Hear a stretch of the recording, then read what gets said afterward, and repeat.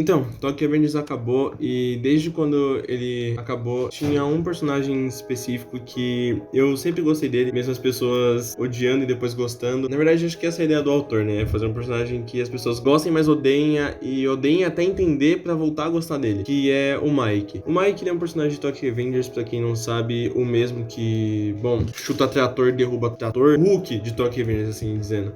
E ele parece ser um personagem fácil de se entender. Ele é um personagem foda, ele aparece, não diz nada, bate e vence. Mas se você for analisar todas as facetas do Mike e entender de fato quem é esse personagem, o quão profundo é a ligação dele com os outros personagens, os demais personagens da trama, ele se torna um personagem muito mais interessante do que alguém que só derrota todo mundo com um chute ou detona carros com um chute. O Mike, ele teve vários passados, trágicos ou não, ele teve inúmeros. E a maioria deles sim foram trágicos, exceto pelo último, o do final. O Mike já passou por problemas de estados vegetativos, o Mike já passou por perdas enormes, ele já perdeu a Emma, já perdeu o seu meio-irmão Izana, já perdeu o seu irmão Shinichiro e, enfim, ele perdeu inúmeras pessoas pra ele. Inclusive, o avô dele não ficou claro, mas possivelmente também ele já perdeu o seu avô. O Mike, ele é um personagem traumatizado, e isso é representado desde a primeira vez que ele aparece. Ele é um personagem inquieto, ele se mantém em silêncio a maior parte do tempo. Inclusive, um adendo que eu esqueci de falar no vídeo é que o comportamento infantil dele também se deve pela falta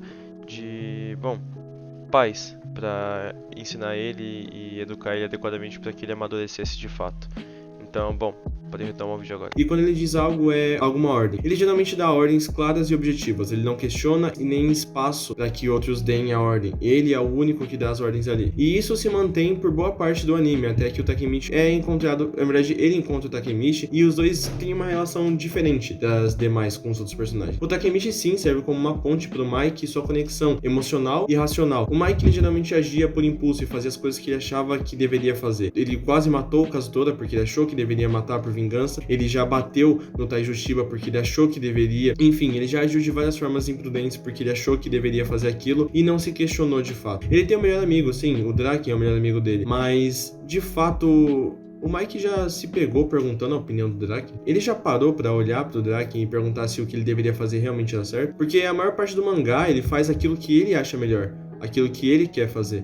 E ele não deixa espaço para as outras pessoas pedirem, mas isso está diretamente ligado com o seu passado. Afinal de contas, o Mike não teve o seu pai, uma figura paterna. E sim, ela é importante, ainda mais para uma criança que é um garoto. Um homem, ele depende de outro homem para amadurecer de fato como uma pessoa. E assim como as garotas dependem de outras mulheres para, bom, ter um crescimento relativamente agradável. Afinal de contas, as mulheres precisam saber se cuidar, elas precisam saber... Bom, elas precisam de uma mulher para ensinar delicadeza a elas, senão elas seriam iguais aos garotos. E garotas que são iguais a garotos são completamente descriminalizadas. Então elas precisam sim de uma mulher para dar um apoio moral para elas, assim como garotos também precisam. E caso isso não aconteça, caso um garoto nasça com apenas o apoio da mãe, ele naturalmente terá atitudes mais femininas, graças à sua mãe. Assim como uma garota que cresce com o pai, não obrigatoriamente, mas provavelmente ela vai crescer com atitudes mais masculinas, mais rudes do pai. Então, a conexão entre um homem e uma mulher e um homem são necessárias sim, mas um pai é importante para um filho, assim como uma mãe é importante para uma filha. Então, o Mike, ele não teve isso. Ele não teve o seu pai e a sua mãe era doente. Ela vivia no hospital e, graças a isso, ele quase nunca podia vê-la. E quando ele via ela, ele perguntava sobre o seu pai. Ele queria saber mais sobre o seu pai e sobre uma figura paterna. Afinal de contas, a sua única figura paterna seria o Shinichiro, mas o Shinichiro não é exatamente uma figura paterna. O Shinichiro apresentou sim muitas coisas boas pro Mike, mas muitas coisas relacionadas à gangue, coisas relacionadas à violência, o que instintivamente ensinou e mostrou ao Mike como ele deveria ser, esse tipo de pessoa. E por isso, o Mike é esse tipo de cara que não conversa, que não pede opinião e que age sozinho, porque ele nunca foi ensinado, ele nunca teve a sua opinião própria em casa, e tudo que ele deveria era ser forte. Foi o que sua mãe disse, o seu pai nunca chorava. E assim ele seguiu essa filosofia de vida, de que ele não deveria chorar nunca. Então toda vez que ele passava por uma situação difícil, como a perda da sua mãe, como a perda da Emma, ele preferia se isolar e chorar quieto. Assim como quando o Draken tomou uma facada e ele ficou completamente em pânico. Ele esperou, ele se acalmou, ficou isolado e então chorou. Porque ele não quer demonstrar isso. E isso pode até ser uma boa atitude de um líder. Afinal de contas, se o líder está chorando, as pessoas vão se sentir fracas, vão sentir que também devem chorar, que também devem ficar tristes. E o Mike não pode deixar que sua gangue pense isso dele, pense que ele é fraco. Afinal de contas, o homem em si tem uma filosofia, tem um orgulho dentro de si. E todo homem, ou a maioria, tem esse orgulho de que eles não devem chorar ou demonstrar seus sentimentos, porque isso é demonstrar fraqueza. E, bom, por isso o Mike não chora. Mas não é bem assim. Quando o Mike muda e quando o Takemichi encontra aparentemente o futuro perfeito pra ele, ele percebe que todos estão felizes, menos o Mike. O Mike se afundou ainda mais na escuridão e ele se tornou uma pessoa fria. E então o Takemichi foi atrás de respostas, ele queria trazer seu amigo de volta. E no último momento, quando o Mike atirou no Takemichi e iria se jogar de um prédio, assim que o Takemichi segura sua mão, o Mike olha pra ele, os dois conversam, o Takemichi chora e o Mike também chora.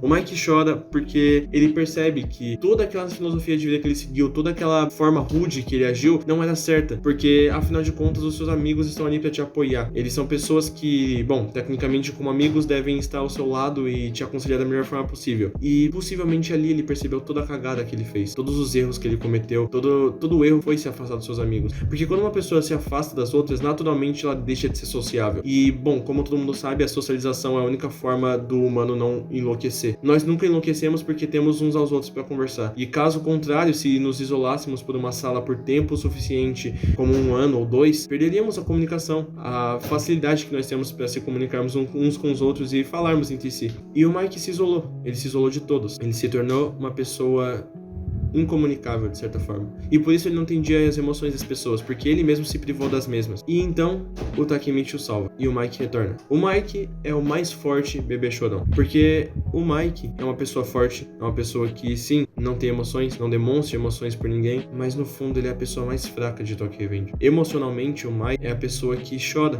por qualquer coisa, que chora por não ter uma estrutura, por não ter um ensinamento e por não ter, de fato, o amor que ele tanto quer. Então ele é um personagem que é mal entendido, sim, e que muitas das ações que ele segue ou toma são questionáveis e completamente erradas, e sim, isso dá pra perceber na cena e na série em si, e ele se torna um vilão de fato. Mas ele só se torna um vilão porque ele não teve o ensinamento do Shinichiro de como ser um homem, de como amar, de como tratar as pessoas. Ele não tinha mais o ensinamento da Emma, que era sua única irmãzinha, a sua irmã, a figura materna que ela tinha depois da sua mãe que morreu, era a única garota que podia mostrar pra ele como as garotas gostam e agem. E isso é bem claro e nítido quando, nos primeiros capítulos ainda, o Mike sai com a Emma. Ele dá um ursinho pra ela e dá pra ver que o Mike emocionalmente já tá conectado a Emma, porque ali a Emma, sem saber, ou talvez sabendo disso, ensina ele a como as garotas gostam de ser tratadas e como o Mike deveria ser emocionalmente. E se tivesse seguido esse rumo, possivelmente o Mike seria sim uma pessoa mais emocional, mas infelizmente isso não aconteceu nesse passado. Agora, no passado final, no passado onde o futuro é o último da série, onde tudo dá certo, o Mike se torna alguém bom de verdade, porque diferente dos outros passados, ele tem o Shinichiro, ele tem a Emma, ele tem o seu avô. A sua mãe e seu pai morreram, ok, mas ele tem pessoas dessa vez. Pessoas ao seu redor que podem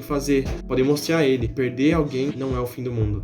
Que perder alguém pode ser visto como um ensinamento e, acima de tudo, como uma aprendizagem para amadurecer e sermos pessoas melhores. E foi por isso que, graças a Emma e graças ao Shinichiro, graças ao Takemichi, graças ao Drake, o Mike finalmente se abriu. O Mike finalmente disse quem ele era, mostrou como ele era. E, óbvio, isso não é especialmente mostrado na série, mas por uma única cena final do Takemichi e o Mike no prédio chorando, e o Mike dizendo que eles finalmente conseguiram, ou melhor, o Takemichi diz que eles finalmente conseguiram e o Mike concorda, chorando e sorrindo, mostra o quanto esse personagem já se abriu com os outros, já se mostrou sincero em suas emoções pros seus amigos. Então ali o Mike tá emocionalmente completo. E é por isso que esse é o melhor Mike possível. É por isso que esse é o melhor final possível. Porque o Mike se entende com ele mesmo. Ele entende que perdas não são retratadas ou vingadas necessariamente pela vingança, mas elas podem ser aquietadas e até abraçadas com o perdão e com o amor. E é por isso que o Mike perdoa o Kazutora, é por isso que, bom, no final de tudo, ele é um personagem bom. Claro, nesse último final, o final bom, o Kazutora não matou o Shinichiro. E, bom, isso nem é mais necessário, afinal de contas, o Takemichi salvou tudo, incluindo o coração do Mike. Porque desde o começo, quem precisava ser salvo não era em si o Mike, mas sim o Manjiro. O coração do Manjiro era quem precisava ser salvo. Então, no final das contas, Tokyo Revengers não é uma história de passado ou romance, necessariamente ou propriamente dito, mas sim uma prova de que Basta você se esforçar que você pode salvar uma pessoa e não precisa voltar no passado pra isso. Apenas dê amor pras pessoas, seja gentil, faça a sua parte e coisas boas virão. Acho que é basicamente isso pro vídeo de hoje. Queria falar um pouco mais sobre o Mike e como o Mike tem inúmeras emoções e, enfim, ele é uma montanha-russa de emoções, mas que, como a gente viu, se nada de ruim acontece, ou melhor, se muitas coisas boas acontecem, as coisas ruins não são tão pesadas assim pra se carregar quando você tem amigos ou pessoas ao seu lado. Bom, é isso pra esse vídeo. Muito obrigado a todo mundo que assistiu o vídeo até aqui. Espero que vocês tenham gostado. Não esqueça de beber água, ajeita a postura aí e seja feliz acima de qualquer coisa. Acho que é isso. Até o próximo vídeo e tchau.